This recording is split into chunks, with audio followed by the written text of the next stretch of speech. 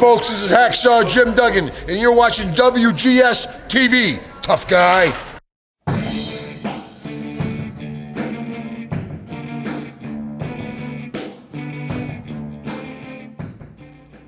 Welcome to another installment of WGS-TV right here on YouTube.com/WrestleGamer and ZFX-TV. I'm Double B, Billy Boudreaux.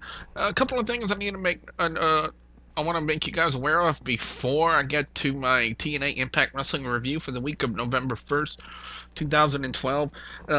One thing is, they announced it before the show that one of the greats in the wrestling industry, the legendary Brad Armstrong, passed away. My condolences go out to the Armstrong family and during this terrible tragedy that is affecting them right now. Secondly, for those of you wondering why I haven't had a SmackDown review up yet, I missed the opening of it due to a family emergency. I had to miss the opening of SmackDown, but I have another channel on here it's called Universal HD, and they replay the Raw and SmackDown of the week every Saturday night. So I have an opportunity to rewatch the opening of Friday Night SmackDown, and as soon as I watch that opening, I'll be able to get up a Friday Night SmackDown review for you guys. I figured I'd make you guys aware of that. So with that being said, let's go to Impact Wrestling. It's Open Fight Night this week, and we start off with Joseph Park in a jogging suit, wanting to call out Aces and Eights. Well, he called one person from Aces and Eights. Instead, he gets a whole bunch of people, and then out comes Kurt Angle to try to make the save. Sting with a baseball bat, and he makes the declaration that one of the members of Aces and Eights will be unmasked later on in the evening. A very interesting way to start out Open Fight Night for this week. I gotta say that. You know, it's an exciting way. You know, you're dealing with your main storyline, which is basically right now TNA versus Aces and Eights. So 4 out of 5 on that opening. And then next we get Magnus coming out, the first person to call out someone, and it's Samoa Joe for the television title. This matchup was okay, not up to snuff as their Bound for Glory match was, but apparently they're really starting to work something between Samoa Joe and Magnus. Magnus, during the match, was on the outside, and he picked up a wrench and deliberately knocked Samoa Joe out, and losing by disqualification. But apparently now I think they're trying to set up something between Samoa Joe and Magnus for Turning Point. No disqualifications. It could be an interesting match. It could be an interesting way to see how...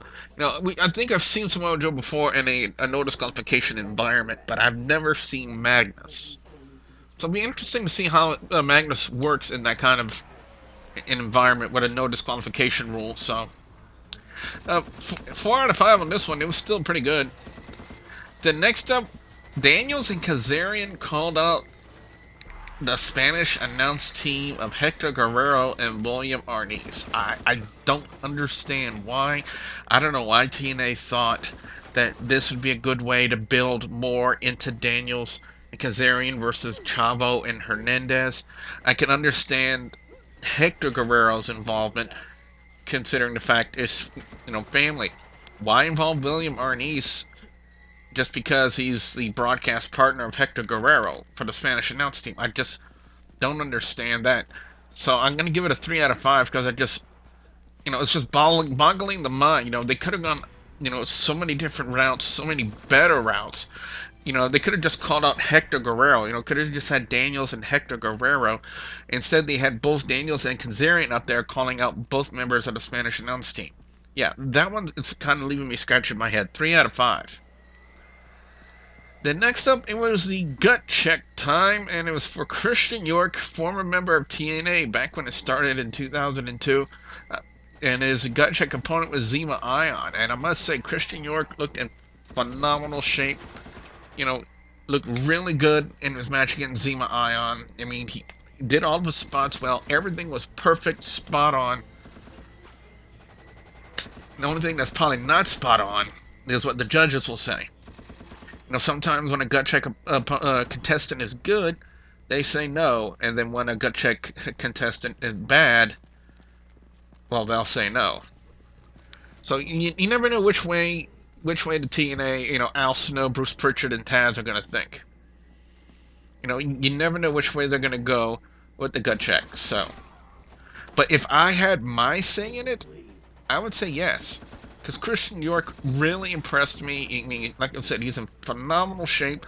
Didn't botch anything from what I can tell. Put on a phenomenal match with Zima Ion. I mean, he was just great in that match. Even though Zima Ion won, it was still a phenomenal match. And I believe Christian York, if I had my say in it, deserves a contract. 4.5 out of 5. I was that impressed. Backstage, Garrett Bischoff was stopping Bully Ray to talk about how he had his back with Aces and Eights, even though he did have a loose association with Devon. And Bully Ray starts to turn face a little bit more, congratulating the kid for actually having the gumption to stop a 20-year veteran and say that kind of stuff to him. I mean, but then it devolves into a backstage brawl between TNA and the Aces and Eights. And we also have the announcement that at Turning Point, it will be whatever was left from Devon, is what Hulk Hogan said. Whatever was left from Devon will take on Kurt Angle in a one-on-one contest. But from what gets displayed later on the night, it's gang mentality. Next up, we had ODB taking on Jesse. Now, first off, Jesse, the Big Brother prick, has his own ring gear now. I mean, who trained this idiot? Who trained this moron from Big Brother to get in the ring? I mean, give me a freaking break. You were on Big Brother, a reality show. You were on TMZ.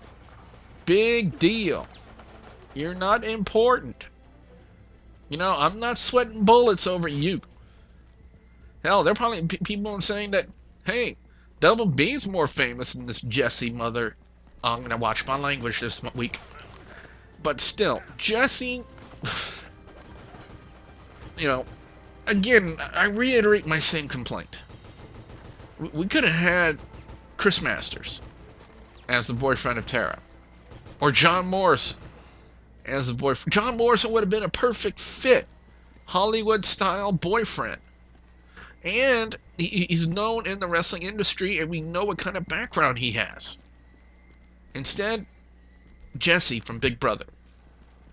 Now, maybe in a sense, you could think about it like this, guys, that maybe TNA is thinking, okay, Jesse Sorensen turned into a big hit. Maybe we could take this guy and turn him into a big hit too. Yeah, it's worth trying. It's worth trying, but the way that they just paved the way for this storyline is just, it utterly makes me sick. And what also makes me sick is the fact that they had ODB dominate this match for about a good 90% of this match. And then in the end, another distraction from Tara, Jesse rolls up ODB and gets the win.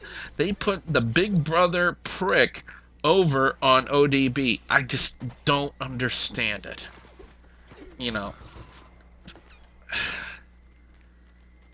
3 out of 5. It would have been a 2 out of 5, but I really did enjoy the thorough butt whooping that ODB did put on Jesse. She did light up his chest. Pretty good. Robbie E comes out next to call out the World Heavyweight Champion Jeff Hardy, and of course we had the typical involvement of Robbie T is always really involved in Robbie E's matches, but it was still a good match to watch. I think Robbie E is just not given the credit that he's due because of the fact that he's ripping off Zack Ryder's gimmick in a sense. Well, I don't want to say Zack Ryder's gimmick, but why would you want to rip off anything from the Jersey Shore? Give me a break. But anyway, next up we had Austin Aries come out after the match was over to confront Jeff Hardy, and then we get the realization that Jeff Hardy will defend the title against Austin Aries in a ladder match. So this should be very interesting. I think this is Austin Aries' first ladder match, and we all know Jeff Hardy's history with ladder matches. 4 out of 5 on that one. Next up, we had a segment. Bobby Roode came out, said he wasn't going to call out anyone, but he had some complaints to make, and he started moaning and griping and complaining about how he should be the World Heavyweight Champion, how he should have been the one to take on Jeff Hardy last week, how he should be the champion right now. That prompts AJ Styles to come out. Now, here's something I really want you guys to wrap your minds around. This is something that AJ said. You know, he's Bobby Roode had no reason to complain. AJ has had, you know, pictures taken of him, videos of him getting into elevators with those of the opposite sex, which seems to be very popular for those of us named AJ. Think about that, guys. If that's not a crack at WWE, I don't know what is. And what if there will be any kind of response? What will the response be from WWE? Will we see like maybe a subtle crack against TNA? I mean, TNA, in a sense, to me, fired the first shot. You know, in a sense, with AJ Styles' promo here. But then, to continue on with the promo, Hulk Hogan comes out, and we get another match made for Turning Point. Bobby Roode versus AJ Styles versus James Storm. The stipulations meaning the winner of the match becomes a new #1 contender. The man who gets pinned in the match cannot challenge for the title until next year's Bound for Glory. So, interesting there. I'm going to go 4 out of 5 on this one. I'm going to bump it up to a 4.5 out of 5 on, just for AJ Styles' crack against the WWE and AJ Lee. Next up, we had Joey Ryan come out, and Matt Morgan. I don't know what they're doing with Matt Morgan, to be honest with you. They could have been doing a whole lot more stuff, but now they're having Matt Morgan work an angle against Hulk Hogan. Where Matt Morgan's not getting the attention he feels he deserves. He steals Matt Morgan steals his robe from when he first took on Andre the Giant. Basically, well, in a sense, if you think about it like this, again, I'm just thinking out loud for you guys here, for the benefit of you, those of you who are watching. With Bully Ray kind of turning face now, in a sense, maybe they need a new person to be a heel bully. And maybe they're looking at Matt Morgan to be that guy. Just speculation, as to the possible usage of Matt Morgan. Even though they could be doing a lot better stuff with him. But then they had Joey Ryan come out, and he said he wanted to challenge RVD and show that the X Division title can be X-rated. I don't know how to respond to that, but anyway. Interesting match with Joey Ryan and RVD, and Joey Ryan gets the win, and then RVD is upset about it, starts attacking Joey Ryan after the match, and then eats a carbon footprint from Matt Morgan. Yes, I know it's the bro kick, but when Matt Morgan uses it, it's the carbon footprint. Quentin. Anyway, 3 out of 5 on this one, just because I really don't understand what they're doing with Matt Morgan pairing him up with Joey Ryan. I just don't understand that. Then we come to the big featured bout of the evening. We all knew this was going to happen. Bully Ray taking on Devon. And, Devon apparently couldn't go it alone, so he summons the Sons of Anarchy. Oh, I'm sorry, the Aces and Eights. It's the music, guys. And then next we end up with an all-out brawl. And Joseph Park comes out and unmasked Luke Gallows. I mean, first off, it wasn't exactly a big mystery that Luke Gallows was a part of the Aces and Eights. I mean, they really, TNA did a very poor job to kind of hide that fact that Luke Gallows was there. I mean, we all recognized his body type, from the WWE when he was Festus, and then the part of the Straight Edge Society with CM Punk and Serena and Joey Mercury. And now they have him in TNA as part of the Aces and Eights. And like I said, he was just too well known, and too recognizable for them to hide him any longer. And, not I'm not shocked at the fact that he was the first one unmasked. The only thing I'm shocked about is they haven't unmasked him sooner. So if this starts a growing trend for TNA, which member of the Aces and Eights will get unmasked next? Will they unmask them one by one every week until they left with the person behind the Aces and Eights? Just a thought. But Joseph Park was the one who unmasked Luke Gallows, and for his trouble got chokeslammed through a table. I would have given the ending a 4.5 out of 5, but I'm going to bump it down a 4 out of 5 because, again, I just was not shocked over the fact that Luke Gallows was unmasked and proven to be a member of the Aces and Eights when, anyone could have probably told you that.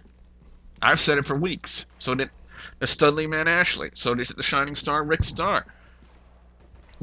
Overall score on Impact Wrestling this week, let's go 4 out of 5 on this one. It was a decent opening with Joseph Park, Aces and Eights, Kurt Angle, and Sting.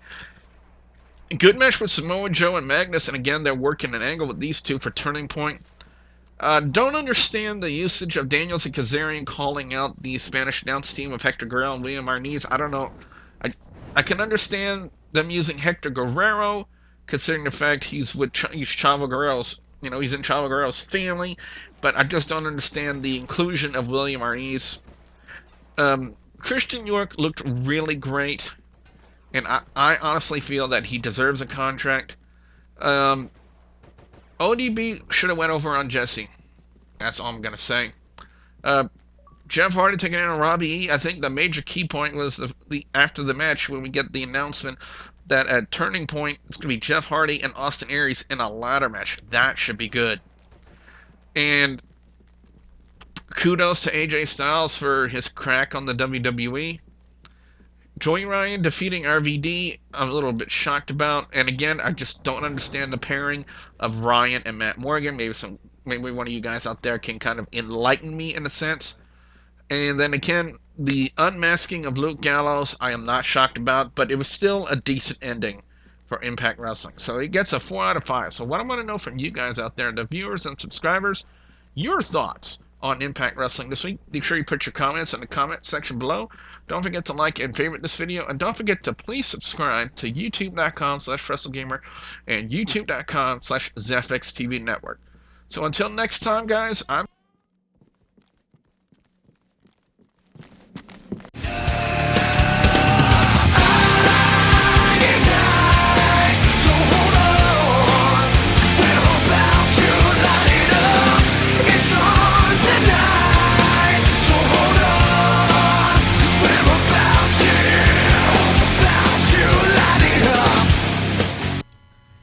Hi, I'm Chris Master 1, and you've been watching WGS-TV on YouTube.